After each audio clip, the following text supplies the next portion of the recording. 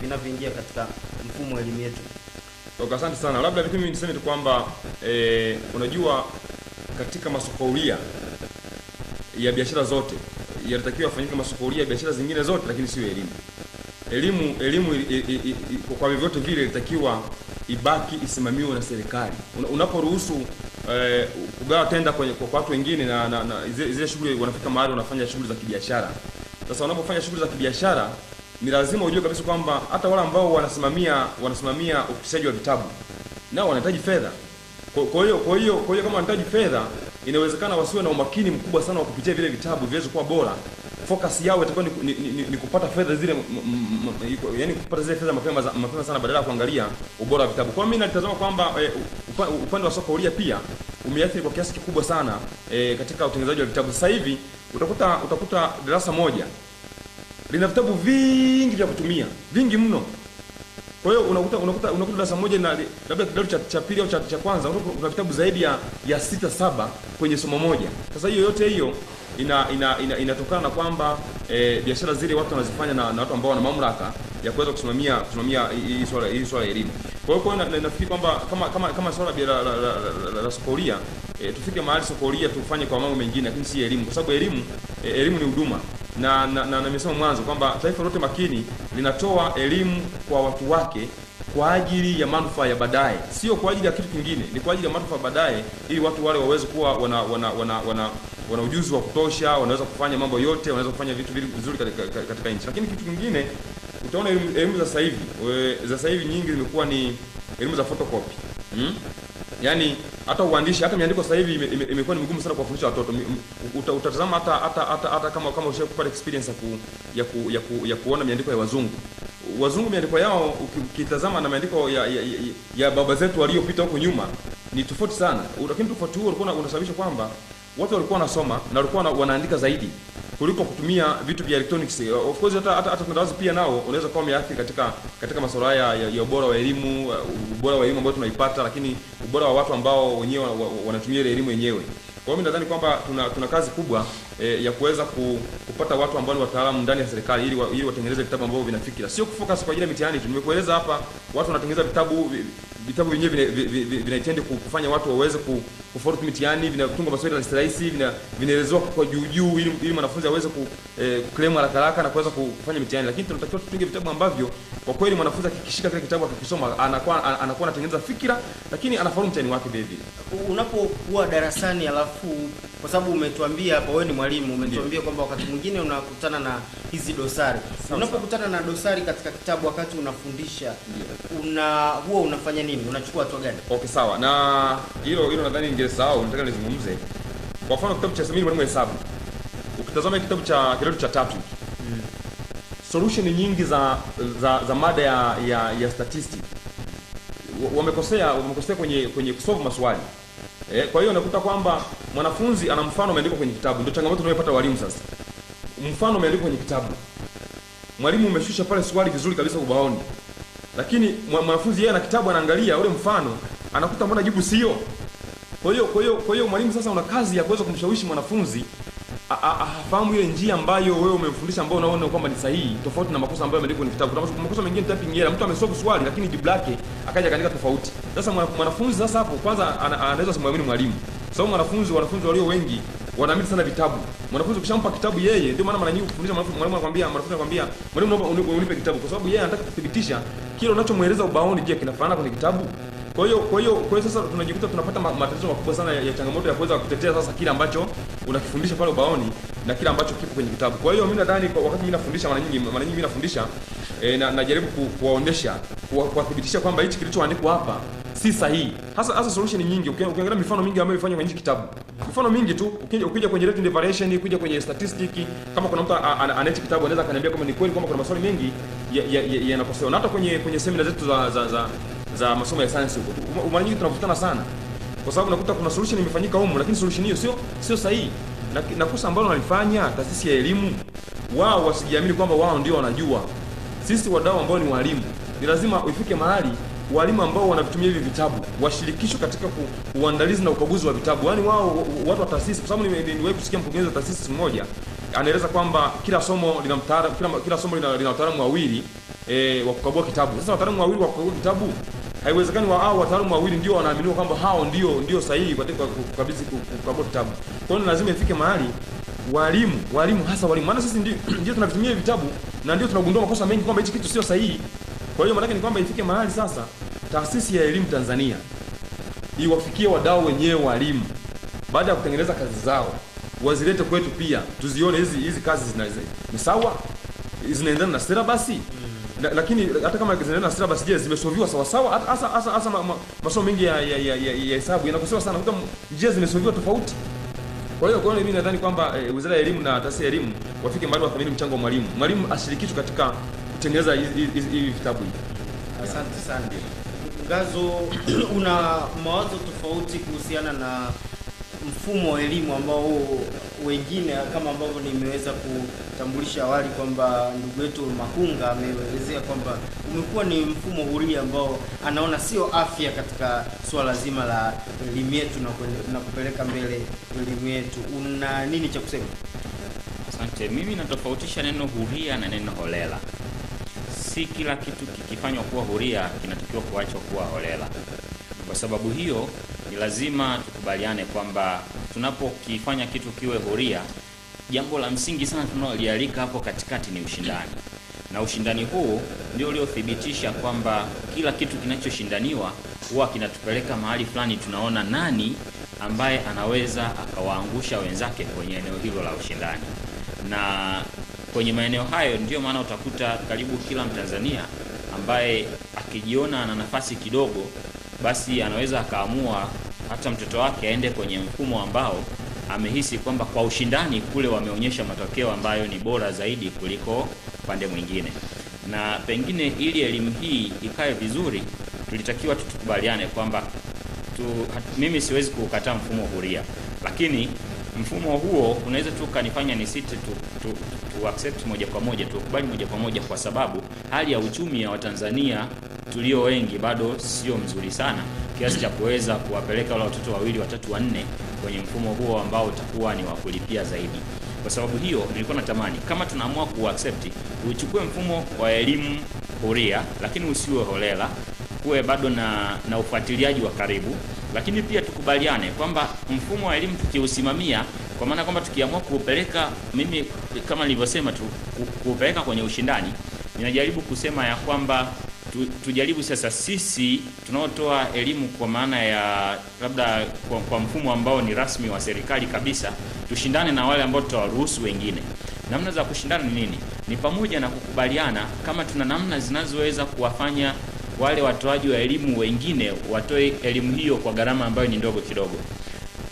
Kama kuna namna yoyote ile ya ruzuku, pia nafikiri ikitolewa ni jambo sahihi, kama ambavyo wanaotoa elimu kwa mfumo huo wa ushindani wameweza kuomba mara kadhaa.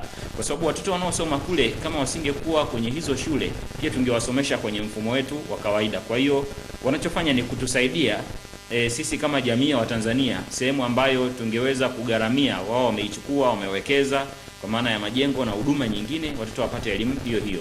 Lakini bado tuna nafasi ya kuendelea kusimamia, na kitu chochote kikiwa kina ushindani huwa naamini kinakuwa bora zaidi. Kwa hiyo cha msingi tu ni kwamba tuhakikishe tunafanya moderation, tunasimamia kwa karibu zaidi. Na hata mifano ukijaribu kuangalia nchi jirani, wana shule ambazo zinaendeshwa kwa mfumo huo ambao ni huria, lakini pia unakuta mtu anaamua kukimbizana na shule ambazo zinasimamiwa na serikali moja kwa moja, kwa sababu ile hali ya ushindani imeonekana kuwa inatoshana kidogo nguvu. Kwa hiyo hilo ndio tatizo. Kama tutasimamia, nguvu ielekezwe kiasi sawa, kwa maana ya uwekezaji uwe kidogo unafanana na kile tunachokitaka, kwa sababu hii ni kama mashine ya kusaga. Unaweka upande mmoja mahindi na upande wa pili unapata unga. Kwa hiyo ukipunja ule upande wa kwanza, usitegemee upande wa pili kupata kitu kinachofanana na hicho ambacho unakwenda kukisubiri au kukikinga upande wa pili. Kwa hiyo mimi sioni shida sana kwenye kufanya mfumo huria, na hata vitabu vingeandikwa kwa mfumo huria. Tunachotakiwa sisi kuimarisha ni nani anavithibitisha, nani anavipitisha, ili kusudi vifikie ule ubora. Pengine wangeandika vitabu waandishi huru, lakini tukavisimamia kwa namna bora zaidi, namna ya kuvikagua na kuvipitisha, basi tungeweza kupata namna vitabu ambavyo pengine ni bora kuliko wangeandika hawa wataalamu wa tai peke yao. Najaribu kushawishi kitu kimoja, ndugu mtangazaji. Ukiangalia makosa yaliyotajwa kwenye vitabu hivi ambayo yanaonekana, yapo makosa kama vile ya jedwali la yaliyomo, ile table of contents. Sasa ile mimi nanipa ujumbe tu mdogo sana kwamba kwa kuwa teknolojia inayotumika sasa kuandika vitabu hivi kwa maana ya uchapaji ni kompyuta, siamini ni kwa namna gani unaweza ukakosea kuandika table of contents kwa maana ya yaliyomo, kwa maana ya kwamba hiyo kazi hufanyika kwa kompyuta moja kwa moja. Inanipa ujumbe kwamba huenda hata tatizo la uajiri wa nafasi zetu ni tatizo, kwa maana ya kwamba kama angekuwa ameajiriwa mchapaji ambaye amefuzu vizuri masomo yake ya kompyuta, sijui anatolewa Magogoni au wapi alikosoma, chuo ambacho kinatambuliwa, ambacho kina sifa zinazostahili, hawezi kushindwa kutengeneza jedwali la yaliyomo. Lakini hata waliomkagua hiyo kazi baada ya kuwa amechapa, na wao pia wameshindwa kugundua kwamba jedwali la yaliyomo limeandikwa kwa kuchapa, kwa kubuni. Unatafuta ukurasa kwenye kitabu ndio unachapa, kumbe hiyo kazi ilikuwa sio. Kwa hiyo huenda hata namna yetu ya uajiri pengine ina ile bado tunaendelea kuajiri kwa namna ya kwamba huyu anamfahamu nani na sio huyu anafahamu nini. Hilo ni tatizo jingine ambalo pengine huku tunaweza tukalinusa tunapokuja kuchungulia uhakika wa vitabu, ambalo pengine litutafuna kwa wakati mrefu, na tusipoliangalia linaweza likaendelea kututafuna na linatupeleka mahali ambapo tumejipangia kwenda. Asante sana Mwalimu Andrew Ngazu kwa tathmini yako hiyo. Mimi nataka nikukumbushe mtazamaji ambaye unatufuatilia hivi sasa kuhusiana na mwongozo mzima wa uandaaji wa utoaji wa ithibati kwa vitabu na vifaa vingine vya kielimu, ili tuweze kupata uelewa mpana na wa pamoja kwamba namna ambavyo jambo hili kwa kweli linaweza likawa zito, na kama likiendelea kuwako basi namna ambavyo linaweza kuwa na madhara kwa mfumo wetu wa elimu, lakini pia madhara kwa vizazi ambavyo vinakuja, kwa sababu huenda ikawa labda hapo zamani kulikuwa na makosa mengi ambao ndio sasa yanaendelea kuzaa aina ya wasomi ambao wanalalamikiwa hivi sasa kwamba wanakosa weledi katika baadhi ya mambo. Sasa mwongozo uko namna hii, na hapa nawapitisha tu, nawasomea tu kwa haraka kwamba kufuatia kuvunjwa kwa iliyokuwa kamati ya ithibati ya vifaa vya kielimu IMAK ambayo tumeitaja hapo, Wizara ya Elimu na Mafunzo ya Ufundi imekabidhi majukumu ya uandishi wa vitabu vya kiada na uratibu wa utoaji wa ithibati kwa vitabu na vifaa vya kielimu kwa Taasisi ya Elimu Tanzania. Hii mnaita kwa kifupi TIE. Ndio. Katika utekelezaji wa majukumu hayo, TIE itazingatia yafuatayo. Kwanza ni uandishi wa vitabu na vya kiada, yani hivi ni textbook. Halafu kuna katika hatua hii itahusisha waandishi wa vitabu ambavyo ndio book writers na wahariri, yani editors. Alafu hatua ya pili itakuwa ni uhakiki wa maudhui, yani validation of contents. Alafu majopo katika hatua hii, majopo ya wataalamu wa masomo, yani subject panels, yatafanya uhakiki wa maudhui. Baada ya uhakiki kukamilika, miswada ya vitabu itapelekwa kwenye Baraza la Taasisi ya Elimu Tanzania ili kuthibitisha uhakiki uliofanywa na wataalamu wa masomo. Na mwisho, ambao sio mwisho kabisa, kwa sababu Mwalimu Andrew Ngazu alisema kuna hatua nyingi zaidi ya hii, lakini mwisho kwa maana ya umuhimu ni kwamba utoaji wa ithibati, yani approval yenyewe, miswada ya hatua hii ya tatu, yani approval, miswada ya vitabu vilivyothibitishwa na Baraza la Taasisi ya Elimu Tanzania itapelekwa kwa kamishna wa elimu, ambaye baada ya kupitia na kujiridhisha nayo kuhusu ubora wa viwango itawasilishwa kwa Waziri wa Elimu na Mafunzo ya Ufundi.